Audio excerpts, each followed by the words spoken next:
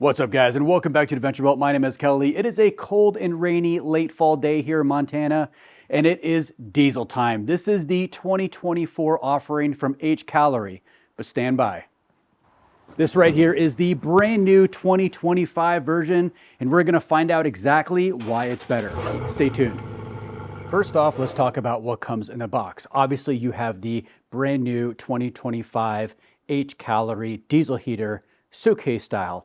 There's a couple things I noticed right off the bat on packaging it that really sets it apart from the last year's model. Also in the case, you have this nice remote, a user guide, you've got exhaust tubing, you have intake tubing, you have your heater port that actually will run the heat into the tent, and you've got some clamps. And then the coolest thing that I have seen as far as the extras you get is now you have two options on running it. You can either use AC power or DC power. In years past, you had to get your own AC power source, which I had to source myself on the last year's model because I wanted to run it on AC power, so I stopped having minor hiccups with it running off DC power, just because it takes a lot of amperage to run these on battery banks, and the battery banks just weren't able to run them consistently. So the AC power conversion was actually the easiest way to do it. That was actually a viewer suggested comment that I read, and it actually works really well. I'll link those. If you have last year's model, I'll link that in the description below. It really helped out making these run really smooth all night long. Now Hcalory is providing their own AC adapter. So there's already the port that goes right into the diesel heater and an AC output to plug into your battery bank, which is going to make this really easy to run. Putting last year's model and this year's model kind of side by side, it's really easy to tell that this year's model is a bit taller, maybe by 3/4 to an inch, which is actually not terrible, being that it is significantly narrower because there's no fuel tank mounted to the back of it. It's actually an internal fuel tank. The fuel tank sits nice and high right on top of the unit.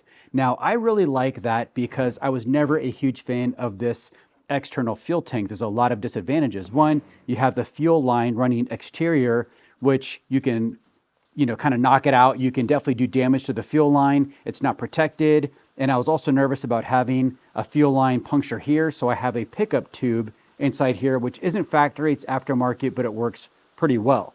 Now, when this fuel tank is completely filled with diesel, it actually will tip this whole unit over. So when I'm out, I actually put a 2x4 or a stick under here to keep it so it doesn't tilt or list over to one side and then fall over and then have a malfunction because of the weight of this on its side.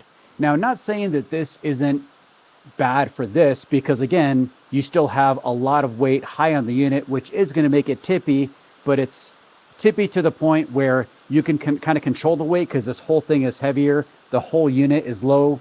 The heater element is really low in the unit. So it really shouldn't be too terribly top heavy.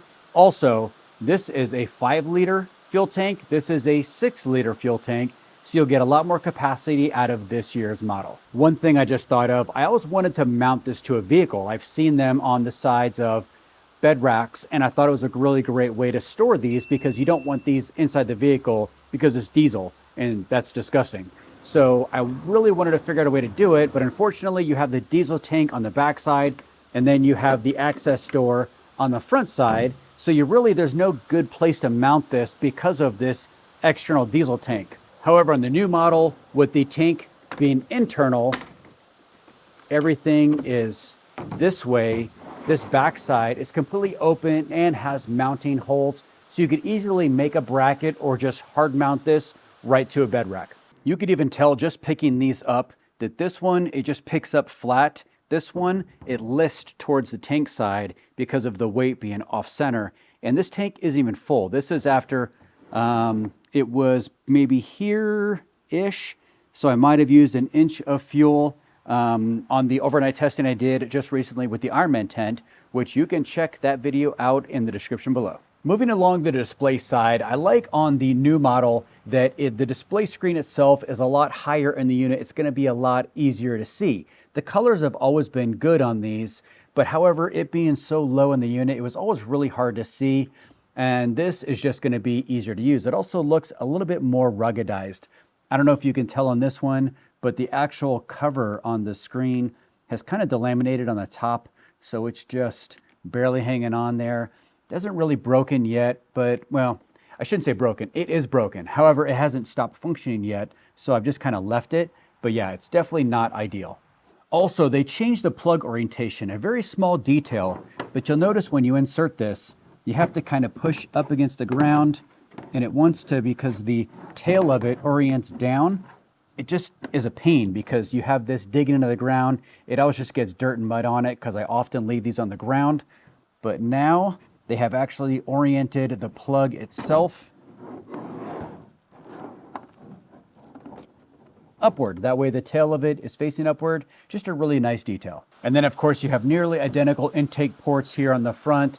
Not a lot to change there. Here on the exhaust port side, it's almost identical. Really no change at all between old model, new model. Now, as you can see with the little bit extra height, they crammed a lot into the new model. They actually did a lot of condensing of all the piping, so your intake and outlet of your exhaust pipes are a tighter bend, much higher to the unit.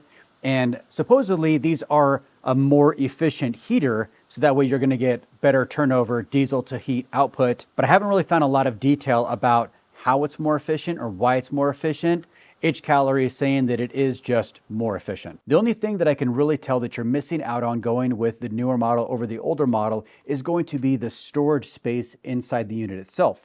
I used to actually keep the exhaust ports and the intake ports and even the hose that goes up in the rooftop tent. You can kind of compress everything and stuff it in there. It was actually a nice tight package inside the unit. Again, this is still by far, I think, a superior unit in my opinion. But now we're gonna get into some testing and really be sure. I filled it up almost all the way with diesel, so it's got nearly 6 liters of diesel in here. And let's just kind of see how it holds up. It's fairly stable. Like this one is really tippy. This one, pretty stable. But I'll tell you what, it definitely has some weight to it. I would put this thing with diesel in it, probably at the 20 pound, 15, 20 pound range, which again, not terrible because it is balanced. I've got the new Hcalory diesel heater plugged into the All Powers R1500, and I have last year's model Hcalory diesel heater plugged into the DJI Power 1000. We're gonna start each one and just kind of see what the starting sequence looks like and how long it takes to get a significant amount of heat coming out of the back of these. Last year's model, I have this aftermarket socket plug because the other one only has battery terminals. It's a cigarette adapter that goes into this socket here, which then inverts the power into AC from DC. Gonna plug it into the DJI, turn this bad boy on. So now we have power.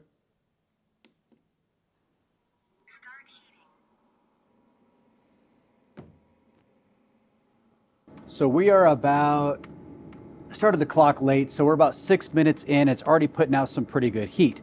It's obviously cold out, so this actually feels really good.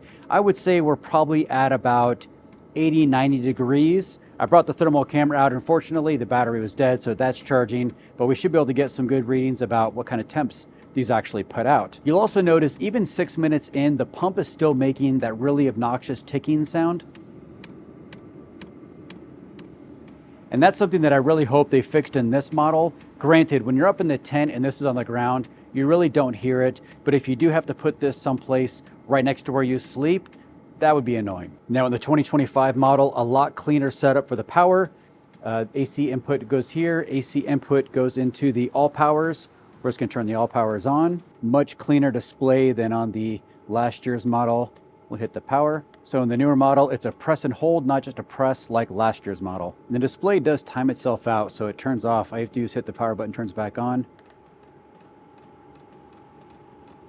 Just shy of 3 minutes, nearly half the time, we're already starting to get some pretty good heat out. I would put this 70s, maybe low 80s temperature. I'll tell you what, sitting back here with the diesel heaters both blowing nice hot air on me on a nice cold day like today, this feels really good.